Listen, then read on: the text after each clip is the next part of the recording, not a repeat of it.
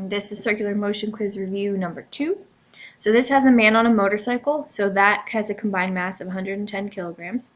It's traveling with a speed of 20 kilometers per hour, and again, kilometers per hour is a linear measure, so that's going to be our regular linear velocity, around a curve with a 250-meter radius.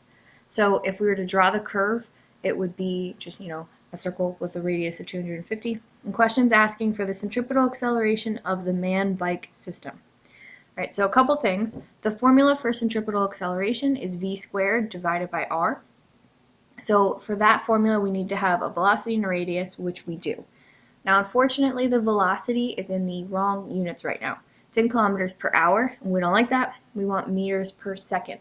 So even though the 20 is still a linear velocity, it's not the one that we need. So we have to convert kilometers per hour to meters per second. So that first conversion is that there's 1,000 meters per kilometer. So you're going to do that initially. And then there are 3,600 seconds in 1 hour. So that conversion looks like that. So when you multiply through, you're going to do 20 times 1,000 divided by 3,600, and you're going to get 5.55 meters per second. So now that's good because we're in the right units. So we have to always be in meters per second.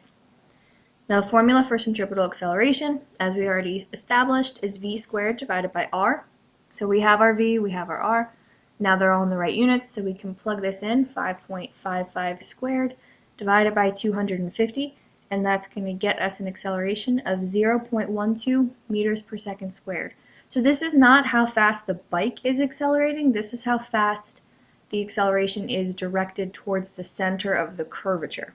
Right, now the other thing to note is that the centripetal acceleration does not have a mass, so all objects that are traveling at this velocity with this radius are going to have the same centripetal acceleration.